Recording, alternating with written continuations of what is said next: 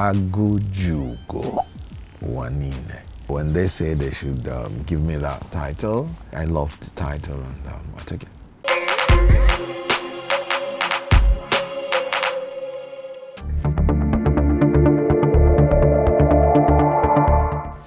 You know, if you sign up to be an actor, you know you're not going there to play yourself. Yeah.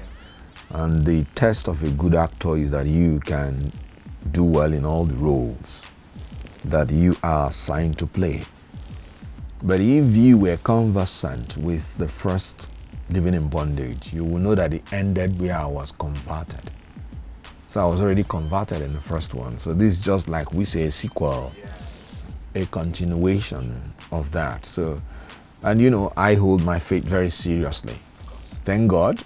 When I did the first Living in Bondage, I wasn't this spiritual, you know, but now I had become quite spiritual in the sense that I had become born again, and I had known more now about the scripture and spiritual things. So it was quite sweet to handle as a man of God in the sequel. The challenges will always be there. After 27 years in the industry, hardly will anybody bring out anything new that I've not done before. I've played man of God in some films.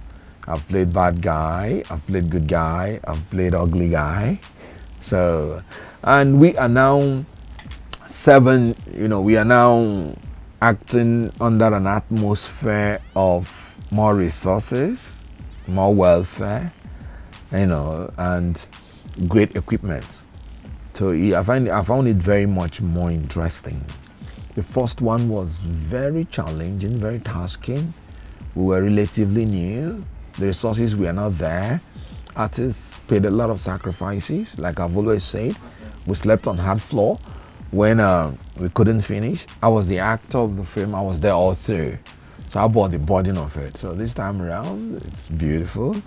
And they are quartered in beautiful hotels. So, and then there are people to tell them, no, you can do this better. You can do this. Moreover, the story of the first one was not like dialogued strictly. It was like a story. A lot depended on the artist to interpret, to raise the dialogue. So you needed a lot of creativity, and it was shot in vernacular. It is easier to shoot in English than in vernacular when the story was written in English. You see, so we had a whole lot of challenges. So we rehearsed for about 1 month. So, but this time around, it was in English, and people, the script written in English, so it's a straight interpretation.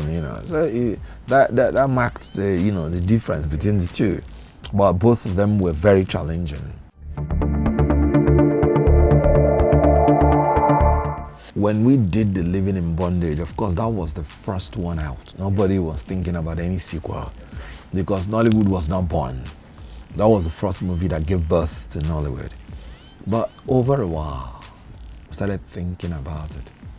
As a matter of fact, the artists of Living in Bondage were already gathering together to do something like that.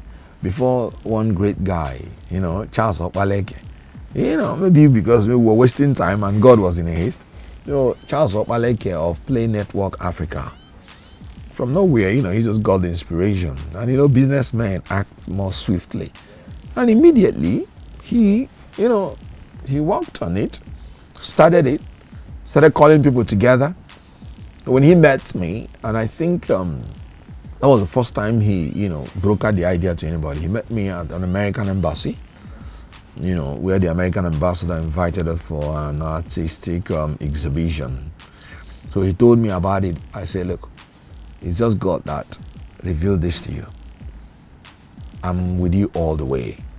And if you know how much he has been investing in it, you just know how committed that he was, in this. That means he was really called by divine hands to handle this.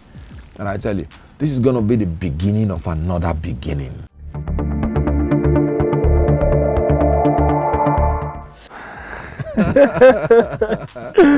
Okay. So, Daddy, help you out. When did you? It was 3 months old. Yeah, there you have it. I gave birth to him, I was 3 months old.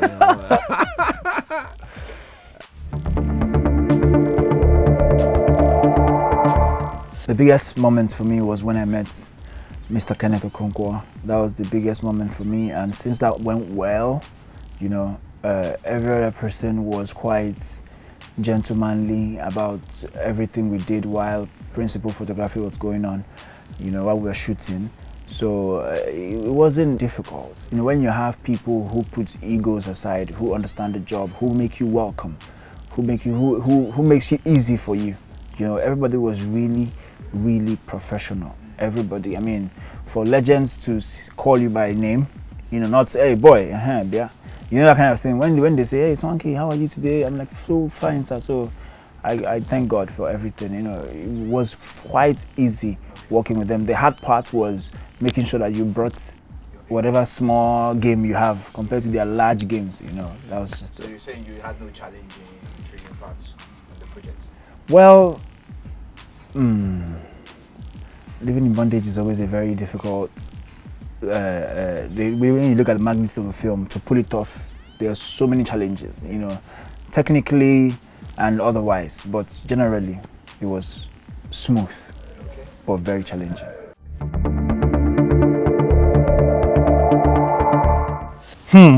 Okay.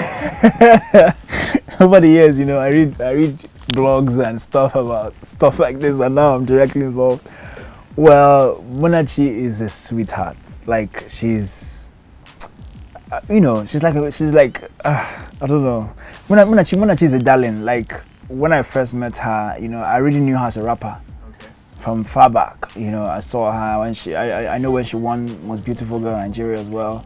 So when I met her, and hi, hello, she's soft spoken, she's cheerful, always the one to have a hardest laugh, So chemistry, well, I think those performances are purely down based, or rather we'll put them down to hard work and the grace of God, because I keep saying grace of God because there's no scene that we did in that film or I did in that film that I didn't pray before going into it. So chemistry, when you look in someone's eyes and the person looks into your eye and the camera takes the picture and then they say, oh, it's beautiful. You didn't really do much, what I mean? So it was just there. First of all, it's really a pleasure that in my lifetime I'm going to be involved in living in bondage again, breaking free.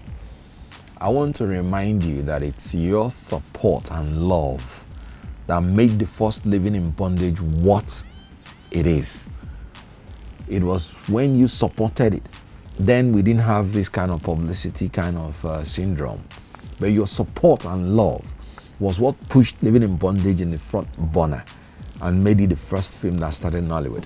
And we are grateful.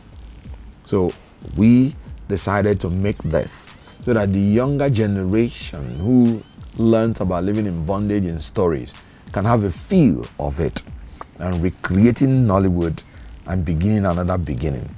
So November 8th is going to come out in the cinemas. And I tell you, sticking out my name, that it is worth it. Whatever you pay in the movie, you will come out to say, whatever I paid was worth it. Just take our time, watch it, and tell us your experience. 27 years, people are still telling us the experience of living in bondage. When they watch it today, they'll be like, I learned a new thing. Yeah. But this one is going to take it for life.